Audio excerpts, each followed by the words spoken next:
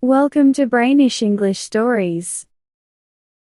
Once there was a man whose wife died, and he had a son and a daughter from his first marriage. They were both very good and loved each other a lot. Later, the man got married again to a woman who had a daughter of her own. But this daughter and her mother were not nice. They were mean and not pretty. As soon as the new wife and her daughter moved in, there was no peace for the man's children.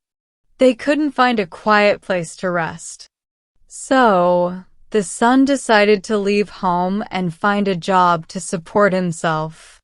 He found work at the king's palace as a helper to the coachman. He was very good at his job, and the horses he took care of became healthy and shiny. Meanwhile, his sister stayed home and suffered. Her stepmother and stepsister treated her very badly. They criticized everything she did and were always mean to her. They made her do all the hard work but gave her little to eat. One day, they sent her to fetch water from the stream. Suddenly, an ugly head appeared from the water and asked her to wash it. She did as she was asked, although she found it unpleasant. Then, another, even uglier head appeared and asked her to brush it. "Sure, I'll brush your hair," said the girl, though she didn't like it at all. After brushing the tangled hair, another head popped out of the water. It was even uglier than the first. "Give me a kiss," it said. The girl reluctantly kissed the head, finding it the worst task she ever had to do. The heads talked among themselves about what they could do for the girl who had been so kind. "She should be the prettiest girl ever, with skin as bright as the sun," said the first head. "Gold should fall from her hair whenever she brushes it," added the second. "Gold should come out of her mouth whenever she speaks," said the third. When the girl returned home, looking stunning and with gold coins dropping from her mouth, her stepmother and stepsister became even more jealous and mean. In a fit of anger, the stepmother forced the girl to stay in the pig pen. She said the girl could stay there with her gold, but she wasn't allowed back in the house. Soon, the stepmother sent her own daughter to fetch water from the stream. When the daughter arrived, the first head appeared and asked her to wash it. "Go wash yourself," replied the stepmother's daughter. Then the second head appeared. "Brush me, girl," it said.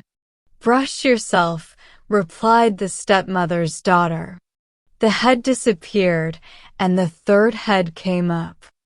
"Kiss me, girl," it said.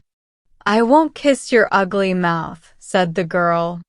The heads talked again about what to do with the girl who was so mean and full of herself. They decided she should have a nose 4 yards long, a jaw 3 yards long, a bush on her forehead, and every time she spoke, ashes should come out of her mouth. When the stepmother's daughter returned home, she called for her mother to open the door. "Open it yourself, dear," said the mother. "I can't because of my long nose," replied the daughter. When the mother saw her daughter's condition, she was shocked and upset, but her daughter's nose and jaw didn't change. Meanwhile, the brother who worked in the king's palace had a picture of his sister. He prayed for her every morning and evening because he loved her dearly.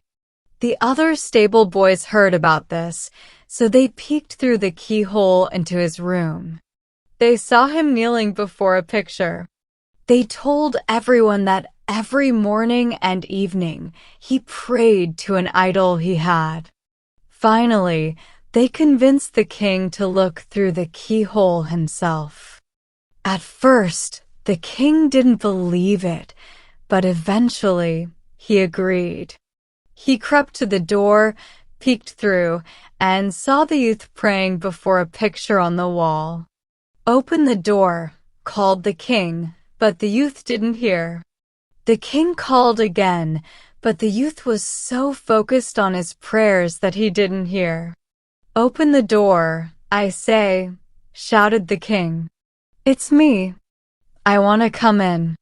The youth hurried to open the door, forgetting to hide the picture. When the king saw the picture, he was amazed by its beauty. He couldn't move because he thought the woman in the picture was the most beautiful he had ever seen. "There's no one as beautiful as her on earth," said the king. The youth told him that she was his sister, and he had painted her. He said she was just as pretty as the picture, if not more. "If she's that beautiful, I want her to be my queen," declared the king. He ordered the youth to bring her to the palace as soon as possible and not to waste any time. The youth promised to hurry and left the king's palace.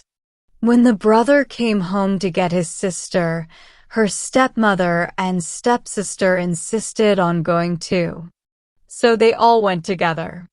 The man's daughter brought with her a box containing her gold and a dog named Little Snow.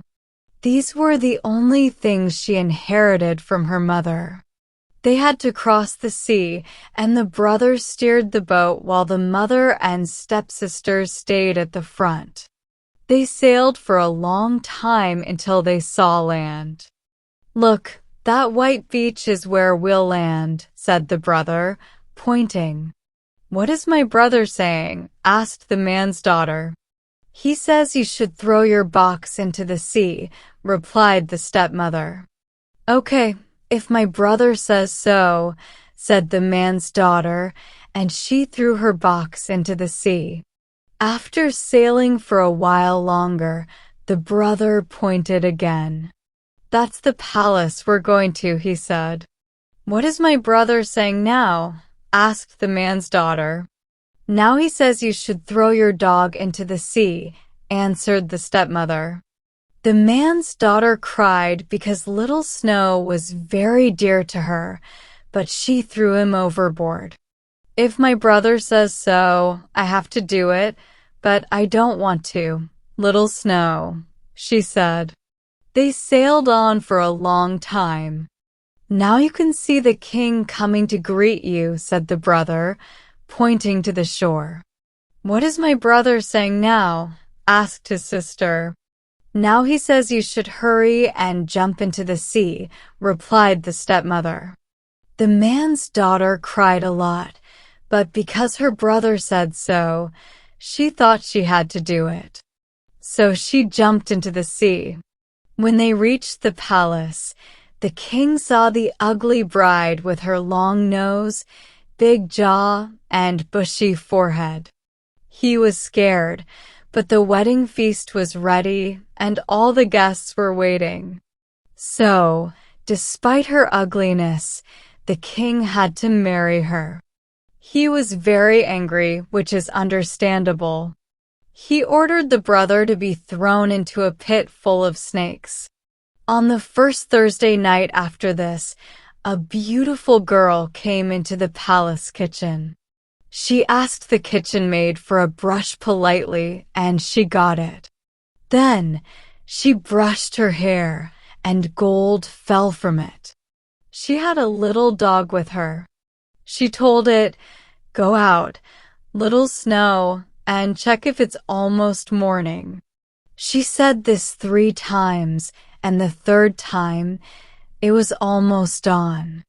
Then she had to leave. But as she went, she said, "Shame on you, ugly bushy bride."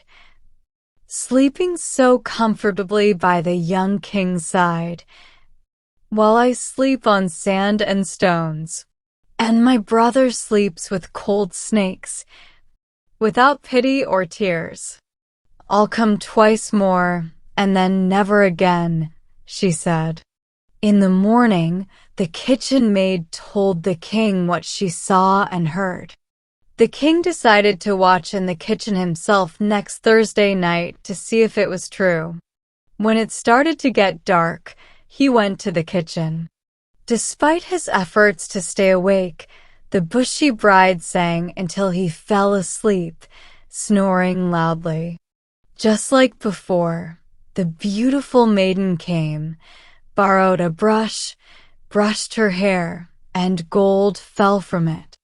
She sent her dog out 3 times, and when it was almost morning, she left. As she left, she said, "I'll come once more, and then never again."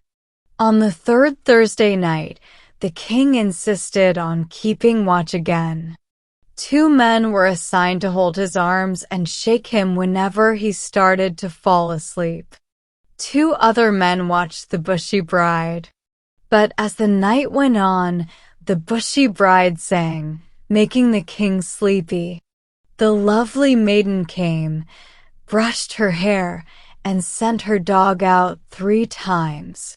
The 3rd time, it was getting light, and she said, "Shame on you, ugly bushy bride." Sleeping so comfortably by the young king's side, while I sleep on sand and stones, and my brother sleeps with cold snakes, without pity or tears. "I won't come back again," she said, and started to leave.